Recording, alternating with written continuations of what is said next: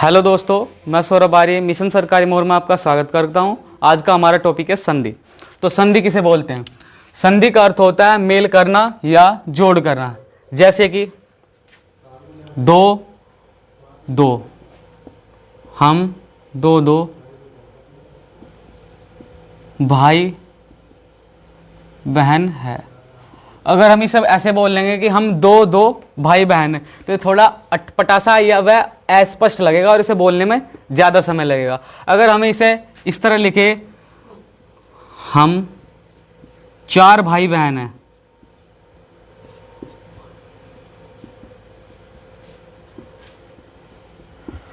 तो ये थोड़ा सा शॉर्ट भी हो जाएगा और थोड़ा सा स्पष्ट भी होगा कि हम चार भाई बहन हैं। पहले क्या था, थोड़ा हम दो दो भाई बहन हैं, थोड़ा अस्पष्ट था, अब स्पष्ट है। इसी प्रकार अर्थात दो शब्दों को एक शब्द बनाकर लिखना संधि कहलाता है।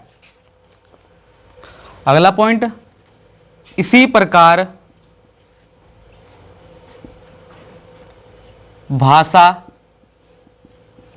या ध्वनियों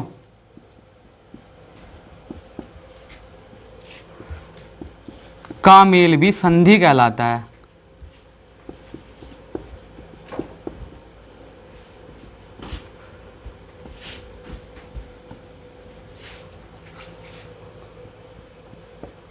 एग्जाम्पल के लिए ले लेते हैं हम, जैसे हमारी दो ध्वनि, जितनी हमारी मानक ध्वनि होती हैं 52, यानी कि हमारे वर्ण। तो हमने ले ली ए और ए। अगर हम इसे बोलेंगे तो क्या बोलेंगे? ए ए। थोड़ा अस्पष्ट हुआ और अर्थहीन हुआ। अगर हम इसे इन दोनों को जोड़ें और ये हमारा बन जाएगा आ, ये हमारा स्पष्ट भी हुआ और इसका एक अर्थ भी हुआ। इसी तरह ए हमारी एक कंठीय ध्वनि है, ये भी हमारी कंठीय ध्वनि है, और ये भी हमारी, इनसे मिलकर जो ध्वनि बनी हमारी, वो भी हमारी कंठीय ध्वनि हुई। ठीक है।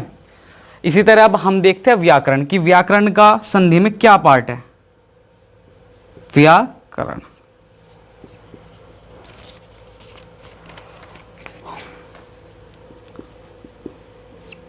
भाषा का शुद्ध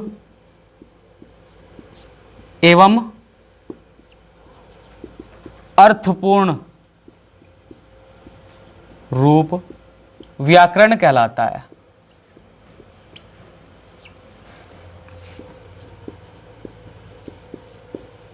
क्या हुआ? व्याकरण भाषा का शुद्ध एवं अर्थपूर्ण रूप हमारा व्याकरण कहलाता है।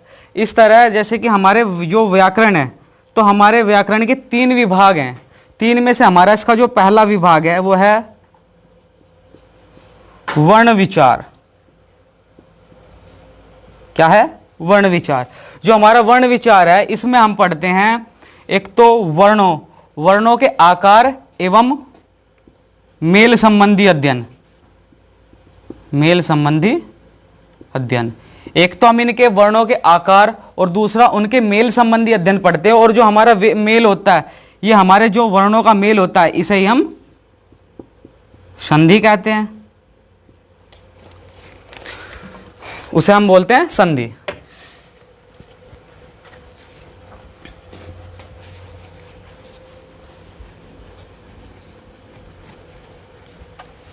इसके बाद हम देखते हैं संधि की डेफिनेशन। संधि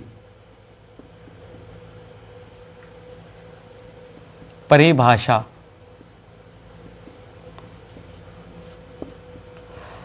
तो संधि की परिभाषा, किन्हीं दो वर्णों के मेल से जो विकार उत्पन्न या परिवर्तन होता है उसे हम संधि कहते हैं। अर्थात जब हम किसी दो वर्णों, यानी कि कोई हमारे दो शब्द है, तो उनके जो नजदीकी, जो सबसे नजदीकी वर्ण होंगे, या स्वर हो चाहे व्यंजन हो, वे उनके जो मेल से विकार उत्पन्न होगा या जो परिवर्तन होगा, वो हमारा संधि कहलाएगा। ठीक है। यह स्वयं भी दो शब्दों से मिलकर बना है। जो हमारी संधि है, ये भी हमारा दो शब्दों से बना है। कौन कौन से? सम प्लस धी, अर्थात संधि। अब इसके हम एग्जाम्पल देखते हैं। एग्जाम्पल हुआ हमारा जैसे कि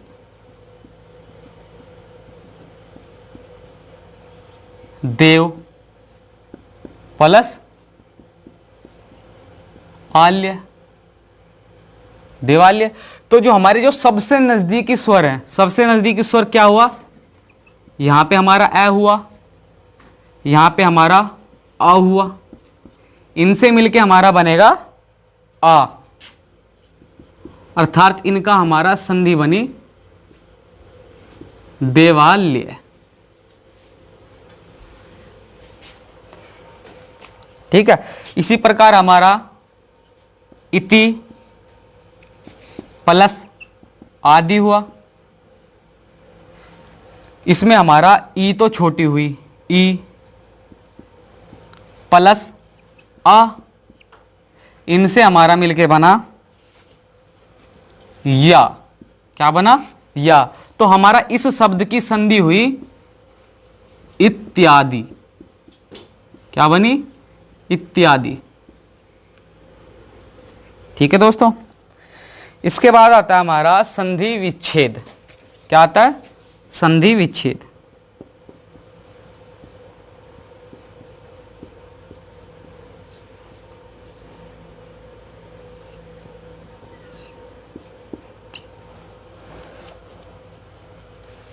तो संधि विच्छेद होता है हमारा संधि के नियमों द्वारा बने शब्द को वापस उसकी मूल अवस्था में लाना, संधि विच्छेद कहलाता है। क्या होता है संधि विच्छेद, संधि के नियमों द्वारा बनाए गए शब्द को वापस उसके मूल अवस्था में लाना संधि विच्छेद कहलाता है। और जो हमारी संधि विच्छेद है, तो हमारी जो संधि विच्छेद करेंगे हम, जैसे कि ये है, इसका संधि विच्छेद ये हुआ, तो जो हम इसका संधि विच्छेद करेंगे उसका कोई अर्थ होना चाहिए, वो अर्थपूर्ण होना चाहिए। ये नहीं कि हमने कुछ भी बना दिया, देव प्लस आल्य, इसका हमने देव प्लस वाल्य कर दें, ऐसा नहीं होगा। यहां पे देव का अपना स्वयं का एक अलग अर्थ होगा और आल्य का भी एक अर्थ होगा, तो अर्थपूर्ण होने चाहिए हमारे दोनों शब्द, तब हमारा इसकी संधि विच्छेद होगी।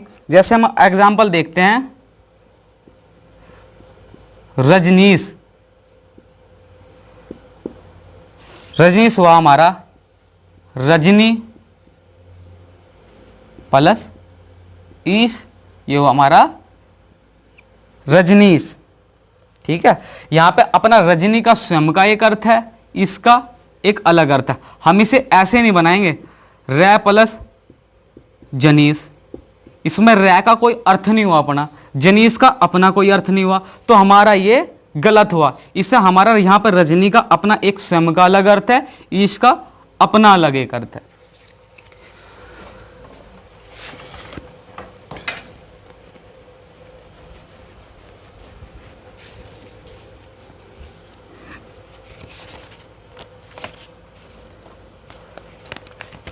इसके बाद हमारा आता है संधि होगी, संधि की डेफिनेशन ले ली, फिर हमने संधि विच्छेद भी देख लिया। अब हम देखते हैं संधि के भेद, कि संधि के कितने भेद होते हैं। संधि के भेद, तो हमारे संधि के कितने भेद होंगे। अब ये बताओ आप, हमारी जो वर्णमाला है, तो वर्णमाला में वर्णों के कितने प्रकार या कितने भेद होते हैं। तो हमारी वर्णमाला में वर्णों के भी 3 भेद होते हैं। कौन कौन से, पहला तो होता है हमारा स्वर, स्वर होते हैं, फिर होते हैं हमारे व्यंजन, और एक हमारा होता है अयोगवाहक, अयोगवाहक। तो हमारे स्वर का तो आपको पता ही है, जिसमें ए वगैरह आते हैं, ए आ ई। व्यंजन में आते हैं कै ख आदि, और अयोगवाह में आता है हमारा विसर्ग, यानी कि अह। ठीक है। तो इसी तरह जिस तरह हमारे वर्णमाला में वर्णों के 3 भेद होते हैं, इसी प्रकार हमारे संधि के भी 3 भेद होते हैं। पहले जो स्वर से बनती है वो होती है हमारी स्वर संधि,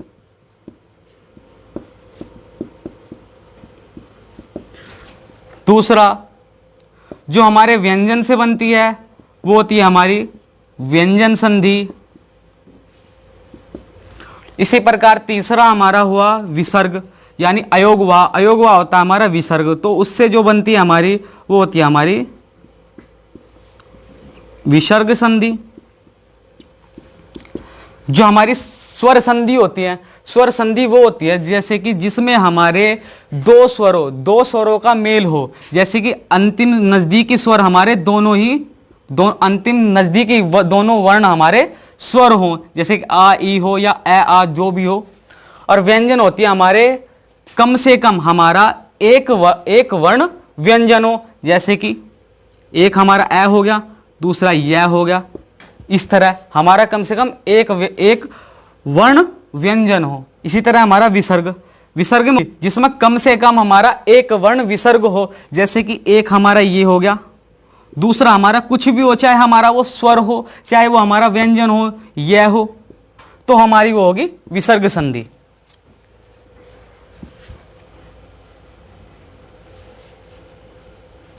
तो सबसे पहले हम पढ़ेंगे अपनी स्वर संधि।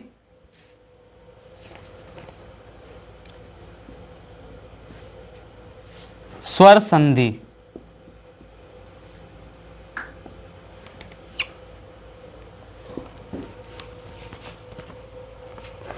तो स्वर संधि तो हमारे कितने स्वर होते हैं? हमारे कुल स्वरों की संख्या, सबसे पहले तो हम देखते हैं हमारे वर्ण। हमारे कुल वर्ण होते हैं 52 यानी कि 52। हमारे स्वर होते हैं, कुल स्वर होते हैं हमारे 13, लेकिन हमारे उनमें से योग वाहक या अयोग वाहक को हटाकर हमारे 11 स्वर होते हैं जिनका हम उच्चारण व बोलने के आधार पर इस्तेमाल करते हैं। तो कौन कौन से होते हैं हमारे? ए, आ, ई, उ, री, ए, ओ, व औ। कितने हुए हमारे ये? 1 2 3 4 5 6 7 8 9 10 11। तो हमारे जितने भी ये स्वर हैं जो इनके मेल से, यानी कि दोनों स्वर होने चाहिए, उनके मेल से जो हमारी संधि बनती है वो होती है हमारी स्वर संधि। जैसे कि तो इनके हमारे कितने एग्जाम्पल ले लेते हैं हम पहले। जैसे विद्या प्लस आल्य, तो हमारे यहां कौन सा स्वर हुआ? आ। यहां पे कौन सा स्वर हुआ? आ। इन दोनों से मिलके क्या बनेगा हमारा? आ से आ ही बनेगा। तो हमारा क्या हुआ? यो विद्या प्लस आल्य अर्थात विद्यालय। ठीक है दोस्तों। इसी तरह हमारा हुआ स्व प्लस अर्थी। यहां से हमारा ए हुआ और यहां से भी हमारा ए हुआ, दोनों ए मिलके बने हमारे आ। तो शब्द हमारा क्या बना?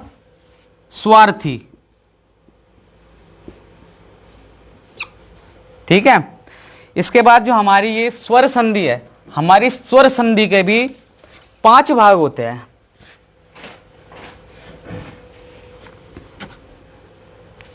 जो हमारी स्वर संधि है इसके भी भाग होते हैं हमारे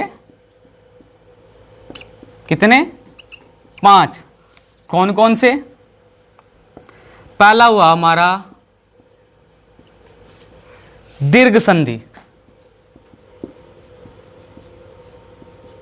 दूसरा गुण संधि,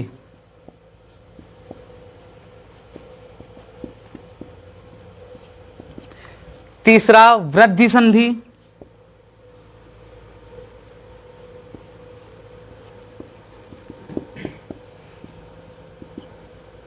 और फोर्थ हुआ हमारा यण संधि, और लास्ट 5th हुआ हमारा अयादि संधि। अयादि संधि। तो आज की क्लास हमारी यहीं तक की है। तो नेक्स्ट क्लास में हम स्वर संधि की दीर्घ संधि को हम थोड़ा डीपली पढ़ेंगे। तो अगर आपको वीडियो अच्छी लगी हो तो लाइक शेयर और सब्सक्राइब जरूर करें, और इसके नेक्स्ट पार्ट को भी जरूर देखें। और इससे पहले मैंने कराया है हिंदी वर्णमाला, तो उसके मैंने 5 पार्ट बने हैं, जिसमें 3 पार्ट तो मटेरियल से रिलेटेड है और 2 पार्ट में प्रैक्टिस है, तो उसे भी आप जरूर देखें। Thank you.